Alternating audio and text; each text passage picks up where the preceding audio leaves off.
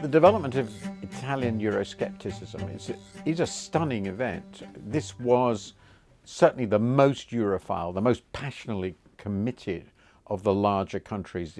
Its elite uniformly believed that being part of the European Union in every respect, which is why it was so desperate to get in the eurozone in the 90s, was vital.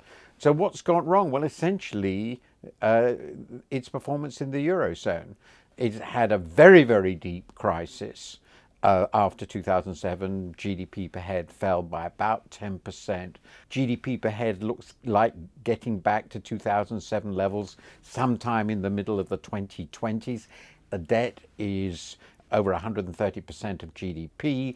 And of course, it's very, very dependent for what growth it gets on the ECB's policies, which may not last. So if you think about where it is now, and how massive the divergence has been from the Northern Europeans, how weak the growth is, and the fragility of the situation, it's not surprising that the Italians have become very jaundiced as a people.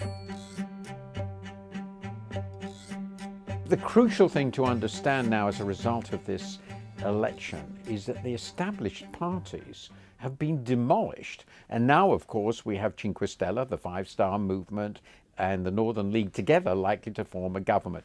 The crucial point about this is they are elected to reject the European consensus on policy. They want to be allowed to spend more on things like universal basic income. This is a promise of Cinque Stelle, which is going to be very expensive. They want to roll back pension reforms, which the Monti government brought in, which were regarded as essential for making the Italian fiscal position credible. So all this is inevitably going to create a head-on conflict with the rest of the Eurozone, including the European Central Bank. If this were to generate a crisis in the debt markets for Italy, which could happen, it would be very difficult for the European Central Bank to do anything about it because they're breaking the rules. Nobody knows what's going to happen. It could lead to a monstrous crisis, or of course, these people could all back down. But the frightening thing then is, well, if they all back down, maybe they'll be replaced in the next elections by even more extreme people.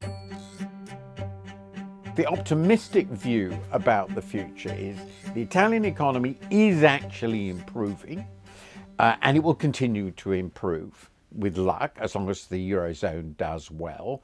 The people will begin to calm down as they begin to feel a little bit more optimistic in Italy about the future. The government will do some things which look as though they're fulfilling some of their promises without breaking all the rules on fiscal policy, without reversing all the important reforms. The Eurozone will seem to be functioning again, and we will have forgotten these nightmares. I think that's a reasonable guess, because the alternative of breaking out of the Eurozone is just so horrifying and catastrophic, but it could be quite an exciting few years, and Italy is the big one. It is a country that can't be dealt with in the same way that the other crisis-hit countries were dealt with.